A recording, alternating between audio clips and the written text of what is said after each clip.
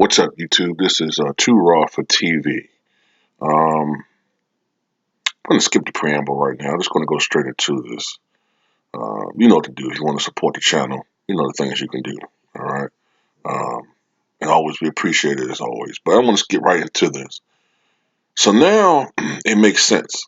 The NBA today revealed that Kawhi Leonard is still suffering from a knee injury. And uh, the Clippers organization and Kawhi Leonard himself was shocked that the NBA revealed some of the specifics about this. The organization, the Clippers, have been trying to keep the details of this injury under wraps for a while because it's been a lot of speculation as to why Leonard will still continue to miss games, in particular back-to-back situations. Um, Now we kind of did notice, all of us that are basketball fans. We knew that Kawhi Leonard did suffer an injury, which I guess originated after that piece of shit Zaza Pachulia injured him back when he was with the Spurs when in that game in the playoffs when he had the Spurs up 23 points, if I'm not mistaken, at Oracle Arena, which caused him to miss all but 9 games of the next season, his last year with the Spurs.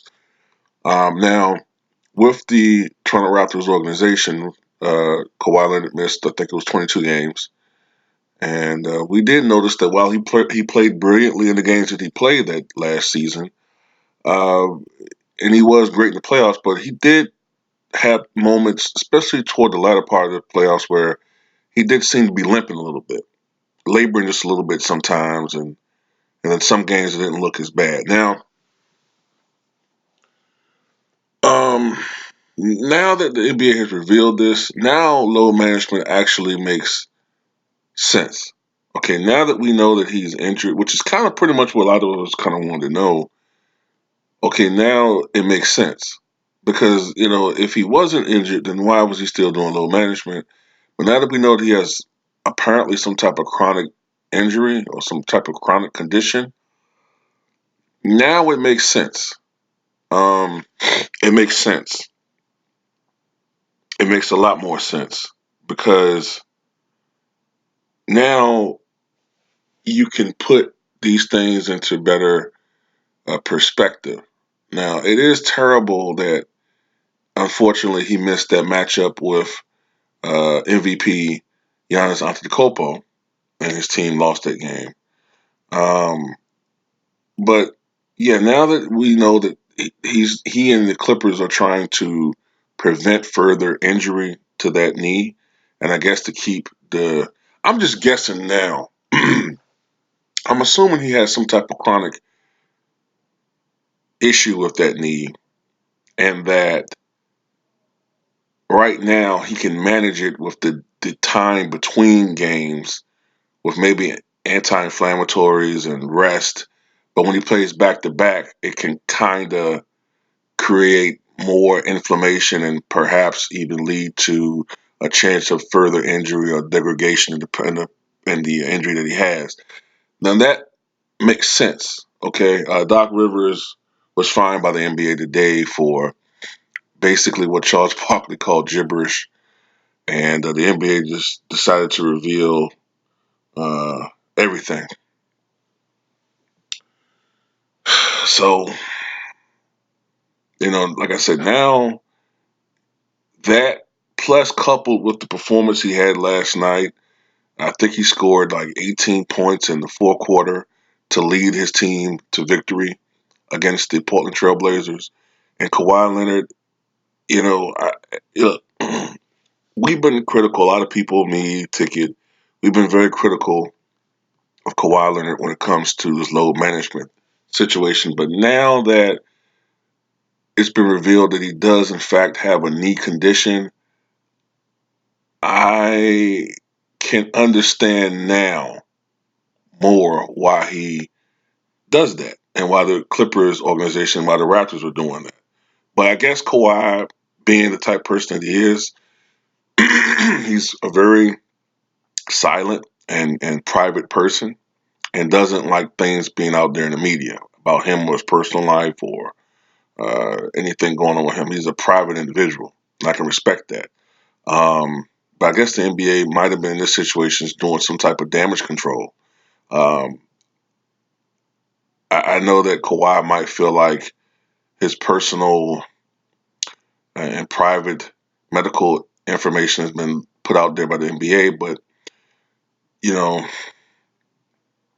on the one hand, Kawhi Leonard is privy to privacy just like anybody else. But on the other hand, I guess the NBA was like, look, man, we just had this China bullshit go through. Let's just quell this shit right now. And they did, in fact, say that he had an injury. Now, one of my subscribers, a shout out to who put this information out there, this point. Now that we know that Kawhi Leonard does indeed have some type of chronic injury or condition, and they're managing it, um, it does bring up an interesting point.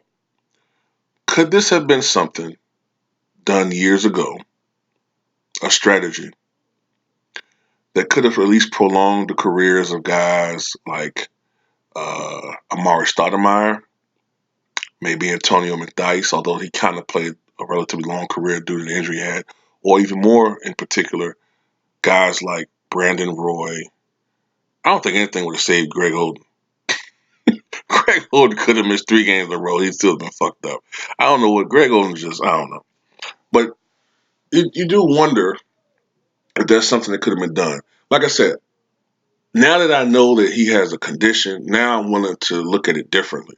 Before, I thought it was just, I don't want to play back to backs. I don't want to do da da da da da. But now that I understand that there's a situation involved where he has an actual injury, that changes the situation. It's not a serious injury, but it's a type of condition where if he was to play an 82 game schedule, maybe, like I said, I don't know the specific type of injury, uh, but the way that they're describing it, it's a type of injury that too much wear and tear can, maybe shorten his career shelf. So I don't know. Now that I know that he's injured, it kind of leads me to understand more why they're doing it. I still don't like the idea of missing games, you know, just for the hell of it. Okay, my thing is, I think that a better strategy would be to have games where, especially if you're playing against easy opponents, some of these doormat teams like the Knicks, and I hate to say it, the Bulls. I can understand like maybe certain games like that you play the first quarter, the first half, light minutes, and then you know sit out the second half. Um, but the marquee games, it's still a business. You got to get out there and play. But the problem with that is these guys worry about their numbers, and Kawhi could be averaging 29 points a game, but if he comes out and only playing the first half and has 10 points, his average goes down. So I can understand, these guys are very knowledgeable of their numbers now. We live in the LeBron James world, the LeBron James era, where these guys really keep up with their numbers. So that's pretty much it, man. That's pretty much all I feel about this situation. Like I said, I understand now why teams are doing this. First, the Toronto Raptors, and now the Clippers. And look, if he's going to do this and then play like he did last night, that's even more power to him doing this load management thing. But I do think it should be kept into. I think it shouldn't be too excessive though. He is still getting paid to play. Um, I think if he can play in at least 85% of the games this year, that's pretty good. You know what I'm saying? If he can play at least 85 games, but if he can play in 10, if he misses 10 games or so, that's cool. 12, okay, but 20, that's kind of pushing it. You know what I'm saying? That's all I got to say about that. But tell me what you guys think.